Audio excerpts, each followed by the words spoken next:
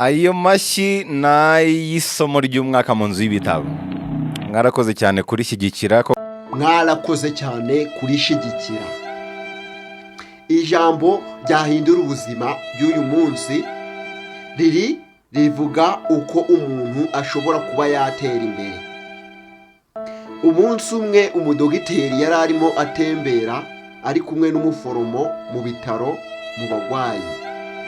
Ageze ku mugwayi aramureba, aramusuzuma.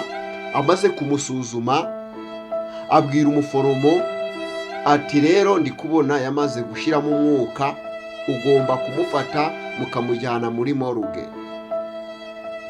Amaze kumuvuga ko umuforomo agomba kumujyana muri moruge, umuforomo yafashe wa mugwayi agiye kumujyana muri moruge. Umugwayi aramubwira ati ndi muzima. Icyabaye ni uko wa muforomo atemeye yuko umugwayi ari muzima, ahubwo yabwiraga umugwayi ko amubwira ko yapfuye kubera yuko dogiteri yamaze kubyemeza.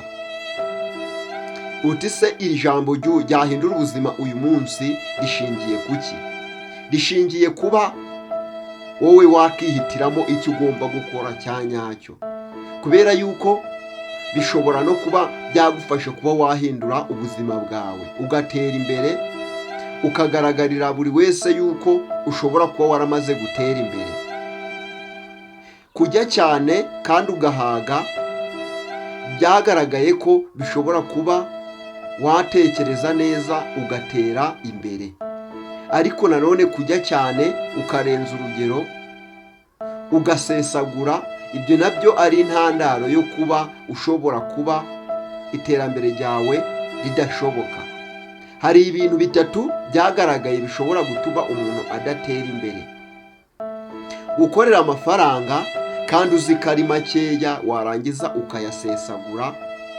Hari no gukorera menshi ukaba uzi ko wayabonye yose ukayakoresha kandi ibintu bitinjiza nyuma y'uwo munsi.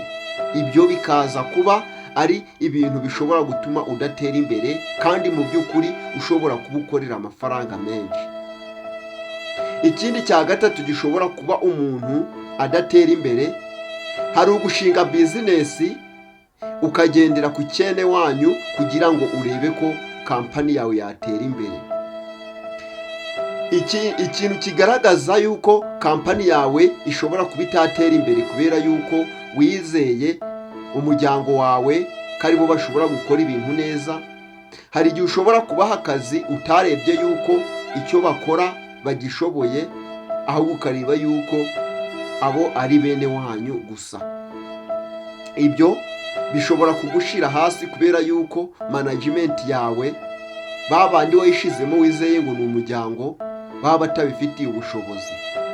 Ibyo bishobora kugutura hasi muri kampani ku buryo kweguka bidashoboka. Ibyo ni ibintu mpora mvuga buri munsi kubera yuko umuntu w'umuhanga niwe wumva aya magambo. Umwanditsi bita Louis yanditse mu gitabo yise Business Management, yanditse ko umuntu ashobora gutera imbere ariko yafashe amahitamo ya nyayo mu bintu bye ari gukora muri ako kanya. Yandika ko hari ingaruka zishobora no guterwa n'uko washizemo abantu uzi mu kazi ariko ukabashyiramo utarebeye ku bikorwa n'akazi bashoboye. Undi aravuga ati njyewe nashize abakozi muri bizinesi ntarebeye ko ari imiryango ntacyo dupfana, ndeba ko dushoboye akazi.